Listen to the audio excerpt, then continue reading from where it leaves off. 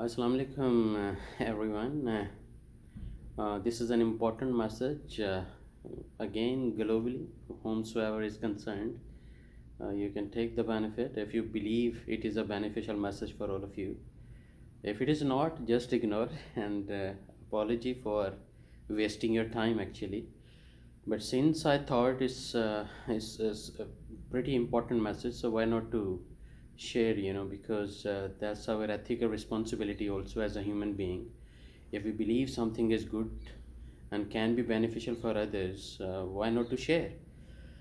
So since 2020 is very near to finish, only 40 plus days left. So, in such a scenario, this is the perfect time to plan ahead of time for your 2021 goals. But please, it's a humble request before you plan any goal, especially your business goals or any sort of your goals you believe you are going to achieve in 2021. Before that, please apply this tool, we call it SWOT analysis. And this SWOT analysis, normally we, the business community people, we always use this tool and we try to find out what are our weaknesses or your strengths or opportunities or threats even. So same way, this tool you can apply first of all on yourself as an individual even, like uh, whomsoever you are. Just start thinking what are your key strengths, you know what I mean is your strong areas, and then start thinking and writing down what are your weaknesses. I mean, you have some poor communication, you have confidence issue, you have problem to telling a lie to people, you have problem with promise breaking or whatever. So no harm to evaluate. Or you have some financial issues, that's your weakness. Or you believe you have some poor leadership skills, and that's why it's hard for you to move on. So, or you are lacking some consistency or some kind of focus problems or something like that. So what I mean is, be honest and start listing up all your weaknesses, and then no harm to verify what are the opportunities, or what are the opportunities you believe you really need to improve, or especially within yourself.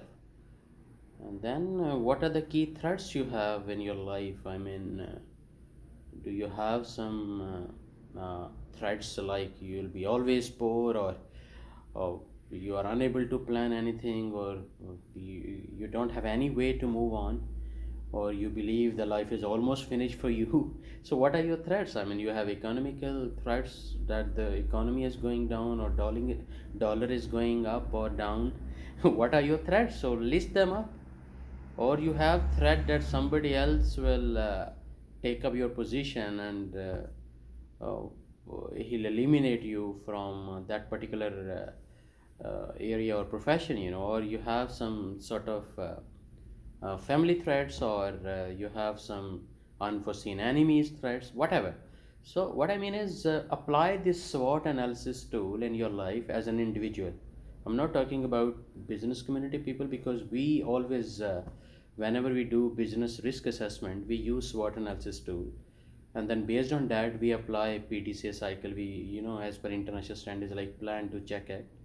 So because whatever my weak areas are there, I really need to plan ahead of time to, and gradually I really need to improve them. So I'll not suggest that you have to change yourself abruptly and immediately overnight. You really need to learn how to chop up your plan, or how to chop up the elephant actually, and then gradually, slowly and gradually, slowly and steadily win the race. So don't try to be rich overnight. Don't try to change yourself overnight, because you otherwise it would be harder for you to maintain and sustain actually. Because I can change myself maybe within 1 hour, but what about the sustainability or maintainability? Like if I decided, okay, today to onward, this is the good habit I'm going to adopt. Like I'll wake up every morning, maybe 4 o'clock before Fajr prayer. Maybe for me, it is quite easy to wake up at 4 o'clock for one day. But what about second day? What about third day? So consistency, sustainability, and maintainability matters a lot. Adaptability to change. Everyone, can go for the change, but sometimes we, the people, we really don't want to change. And this message I would like to give to everyone, especially to our Pakistani youth, even and whoever is concerned even globally, please apply SWOT analysis on your personality before you go for or even decide a single goal for your 2021 or even 2022, whatever. Please don't plan anything until you dig out what are your strengths, your weaknesses, your opportunities, and your threats. And based on that, you will find the areas which you can focus as a businessman, as an engineer, as a safety leader, as a quality engineer, as an IT specialist, as an electrical engineer, whatever profession you have a public servant or you are a private job holder, whosoever you are. So please don't plan until you apply and find out your weaknesses. I know these are the areas we normally don't want to share with anyone, but at least we can analyze ourselves, and then accordingly you can chop off the elephant and gradually change all your weaknesses, make them your strength, and get all opportunities to go for improvement and try to eliminate your threats gradually. And one of the gentlemen, I don't remember exactly the name, what he mentioned is we have two types of fears.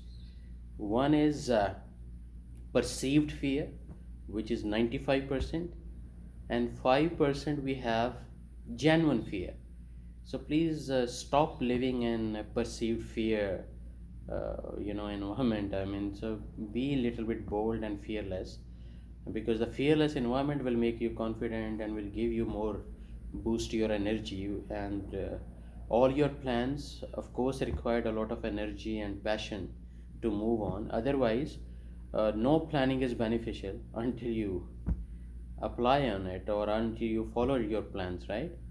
But if you gonna make poor plan because you didn't apply, you don't know your strengths or weaknesses or your opportunities or threats, so how come you can move on actually with a solid plan? So please, this is my suggestion. And one thing I can highlight further, I hope you all are familiar, and this is the message again for every individual, every professional or non professional, because at the end, whatever we are doing is a process. Like I'm talking to you, talking is a process, right? Or in other words, communication is a process. Okay, if I'm listening, listening is a process, right?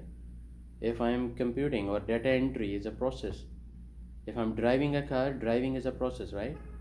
So we have maybe thousands or millions or so many processes, product wise, company wise, machine wise, profession wise, whatever. But these processes, or every process, at least have three stages. Again, we really need to learn how to chop up the elephant. So each process, so what are the stages? Before we start any process, just remember you need to chop up this process in three phases, like before, during, and after. Before starting this process, what are you gonna think? That called proactive approach also. So in advance, you need to plan before starting this process. Before start, like business is a process, right? But within the business, selling a car is another process. So before selling a car, what you need to proactively ahead of time, you need to plan. And then during stages, what things matters a lot and you have to take care. And after sales, once sales is done, how you gonna maintain and make sure things are not going against you.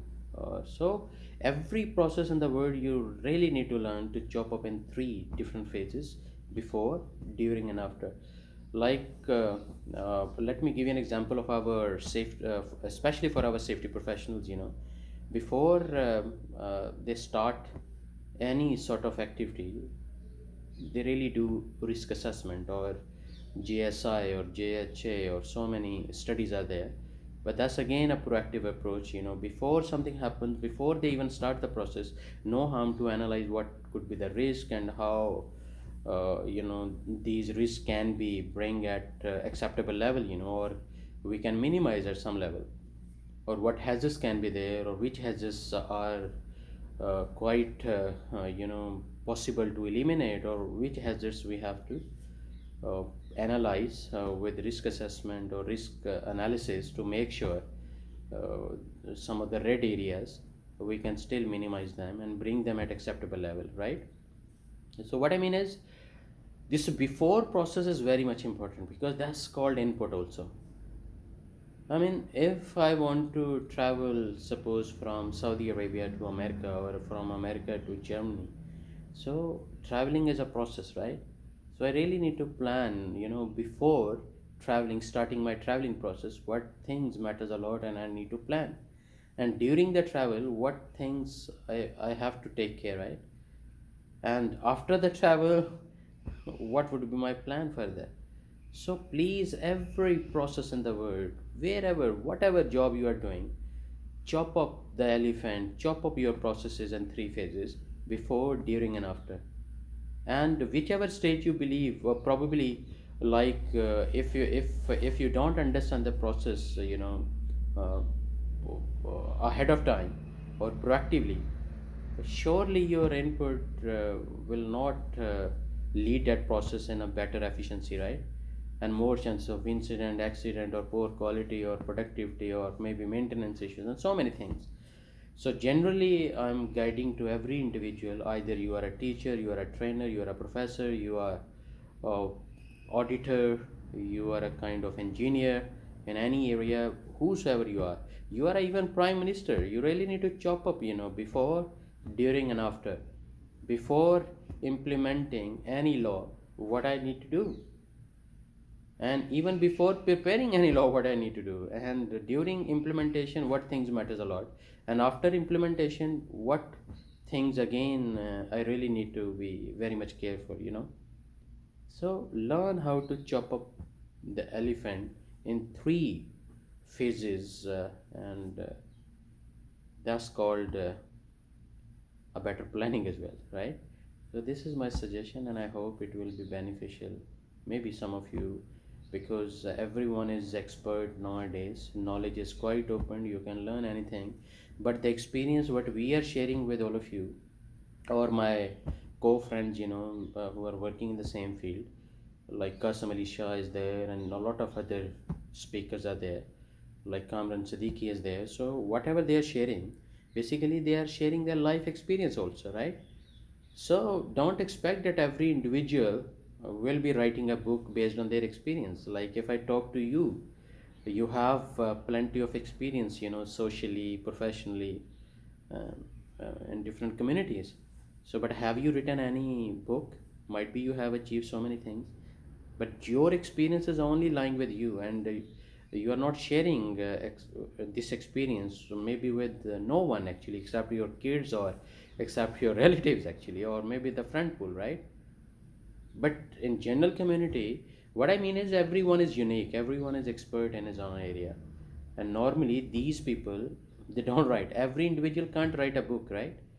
So no harm to learn from experienced people. And I'm telling you, instead of reading, or instead of leading a life of 40 years, better to have 40 minutes with an experience, with an 40 years experience professional actually, and might be he will give you a lot of suggestions in 40 minutes. That is why we read books.